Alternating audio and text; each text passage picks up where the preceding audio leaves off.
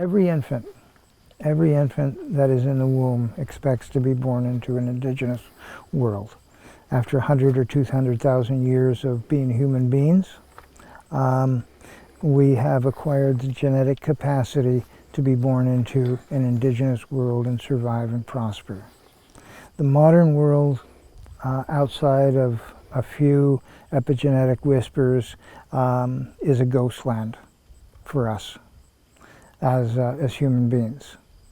And if we're to move out of that ghost land that we've been trapped in, we have to recognize that all human beings have the capacity for indigeneity. And that's what we were born to be, and that's the healthiest form that humans can take. It's not a matter of race, it's not a matter of ancestry, it's not a matter of where your ethnicity. Every human embryo, every fetus in the womb, every child being born expects to be born into an indigenous world. And that's something that we all share. My name is Robert Lovelace. My friends call me Bob. I live here at Eel Lake.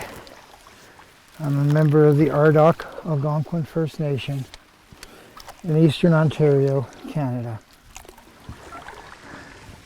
When I was about 30, I got involved inadvertently in Indian politics because the wild rice stands in our community were threatened by a non-Aboriginal harvester. And that drew me into working in the community and doing legal research. And while fighting a campaign of resistance may only take a few years, the idea of re-indigenizing or reinvigorating your community takes a lot more than even a lifetime or two.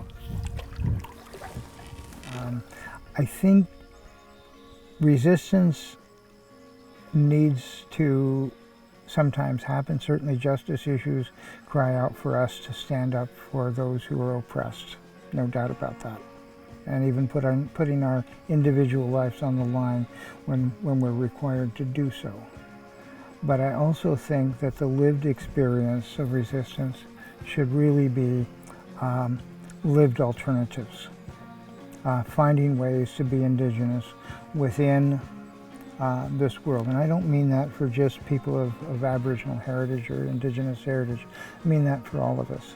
That we all have to find indigenous ways of living that all allow cultures to emerge out of the ecology that we live with. And that to me is probably the best inoculation against the sort of coming tide of collapse. It may mean that we have to build resiliency within our communities, and even if we have to migrate, to be able to do so in productive ways. We need to get out and know the world and know one another a lot more than we do. And that's a kind of resiliency. We need to learn about the land, and we need to learn the science of ecology from a verb-based point of view rather than a noun-based point of view. We don't need to count any more commodities. We really need to figure out the relationships that are natural to us and to creation as a whole. So those are the things that I see people that are really engaged in resistance doing. But you know, I like to think that one day there will be a large population of human beings that emerge from the womb and actually emerge into the world that they expect to come into.